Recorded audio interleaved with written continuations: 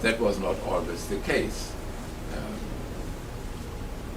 In Germany, it's only been abolished in 1952. In France, in 1980. In Great Britain in the 1960s. So it's a recent development, but Europeans are very proud that they abolished it. And Europeans are moral entrepreneurs. They want to abolish it all over the world. But all over the world, people have different opinions very often.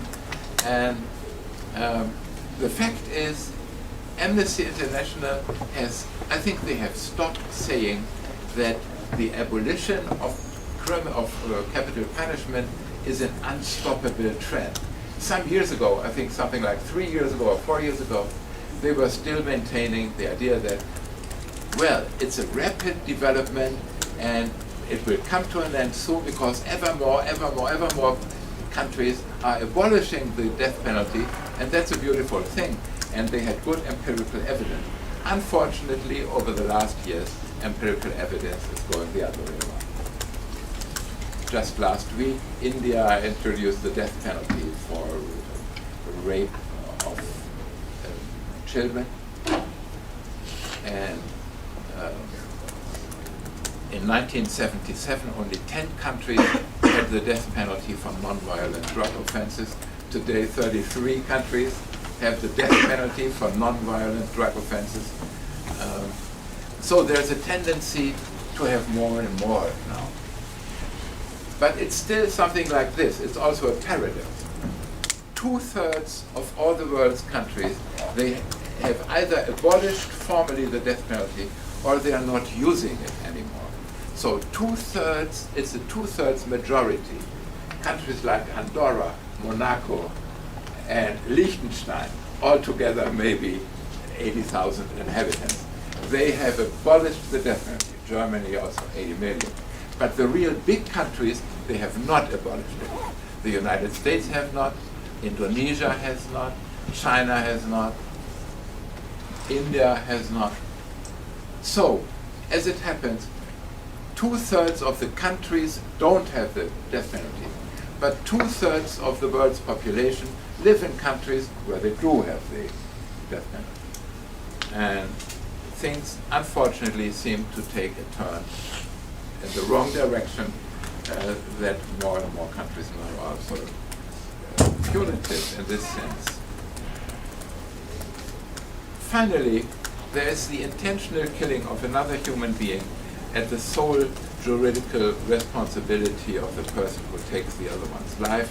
Is homicide in the strict sense, intentional killing of another human being, not at the orders of a general in war, etc., etc.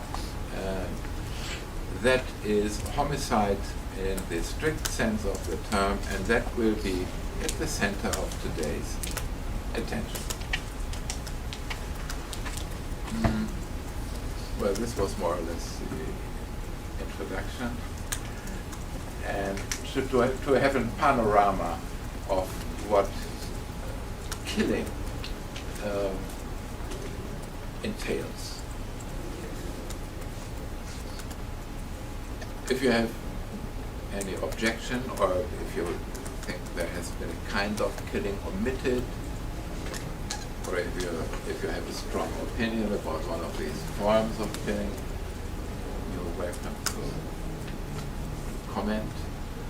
Otherwise, I would go on and come to two types of killing, which will be the hot and the cold killing. I don't know why I find that intriguing and interesting, but I do.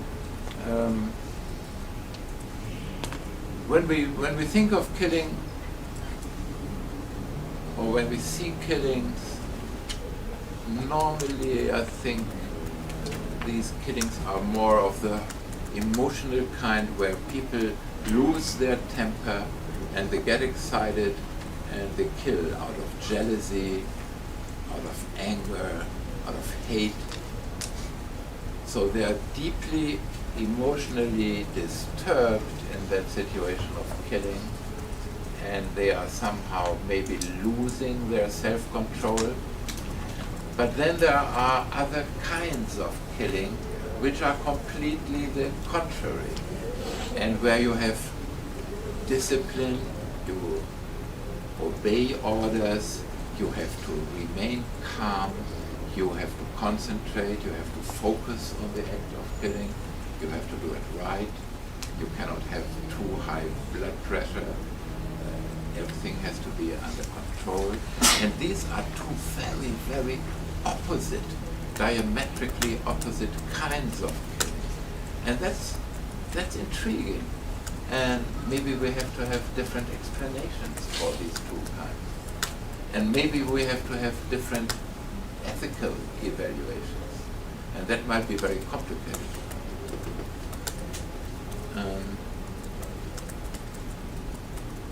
Let's see what I thought I could say about it. Large-scale killings need organization and obedience. Obedience requires discipline, routine, and control of individual emotions that can obstruct the chain of command. To this end, masses of individuals must be trained to accept the authority of those in command. This cannot be achieved by reliance on threats of sanctions alone. It needs the readiness of individuals to accept the justification given for the required acts of killing. It is not necessary that there be a universally accepted legitimation. All that is necessary and sufficient is that the relevant group creates a parochial, limited belief system in which the required acts of killing are being justified. Such parochial justifications usually draw upon universal topics such as legitimate self-defense, state of emergency, etc., to the extent that they are effective in creating a supportive in-group belief system. Such justifications help overcome natural killing inhibitions, especially with regard to helpless victims. There are people like my brother-in-law who says the human being doesn't have inhibitions for killing. Well, I don't know. I think a natural way of looking at people, you find that many people do have these inhibitions, especially when they are confronted with an order to kill helpless people, especially women and children.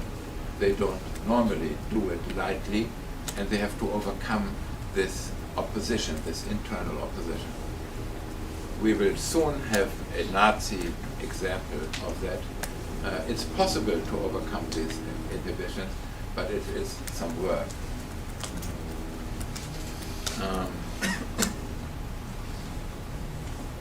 An interesting work in this context is Dave Grossman's book on killing from the year 2009.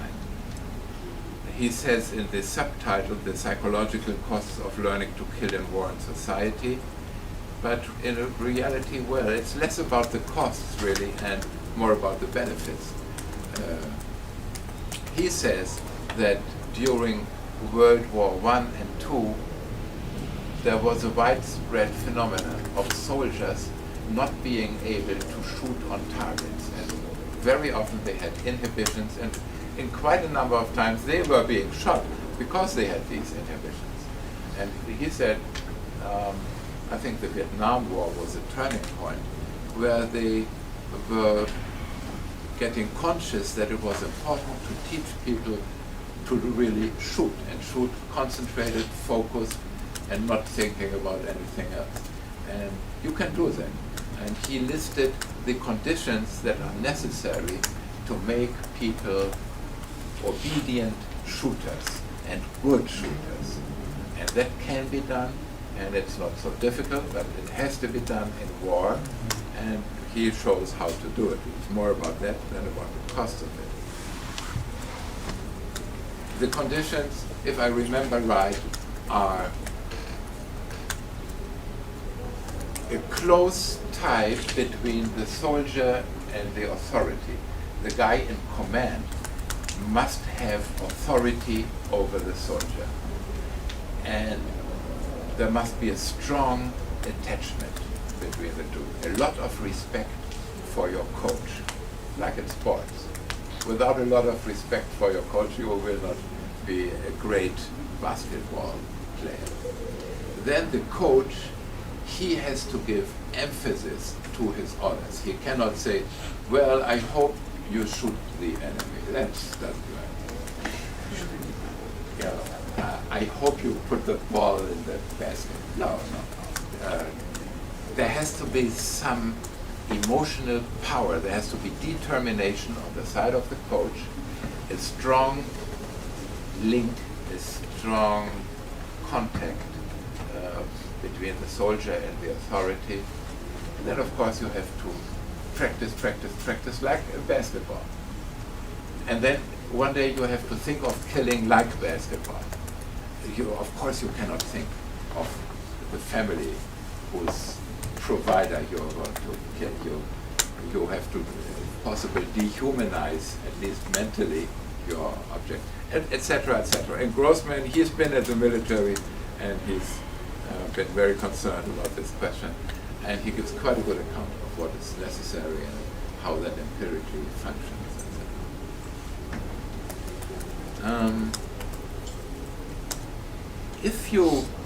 If you make it, and if you're a good, obedient sniper, for instance, the positive outcome is when you have support of your group. You need group support also. Not only your commander and you, but you need a group of a peer group. And when they support you, and your chief supports you, everybody supports you, and says, good, good, good, you made it. You had 100 guys to kill, and you killed 100. Fantastic. That's like, one basketball after the other. And you have support of your group. The great thing about it is you will not suffer from killing. You will not suffer from post-traumatic stress disorders. But you will be healthy and fine as long as these conditions are fulfilled. But you need the support of the group.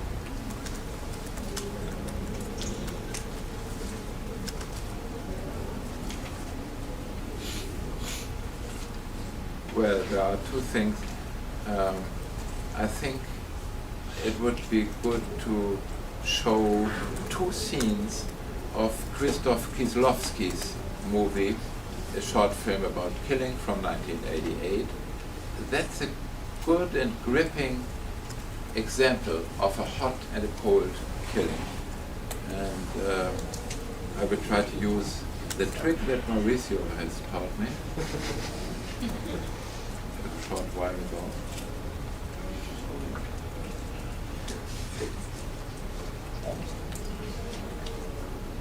There we go.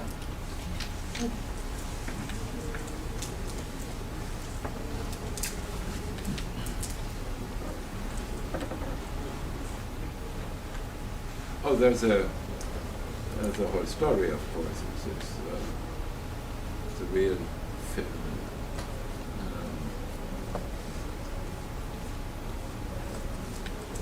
A guy who doesn't know what to do with his life in Poland.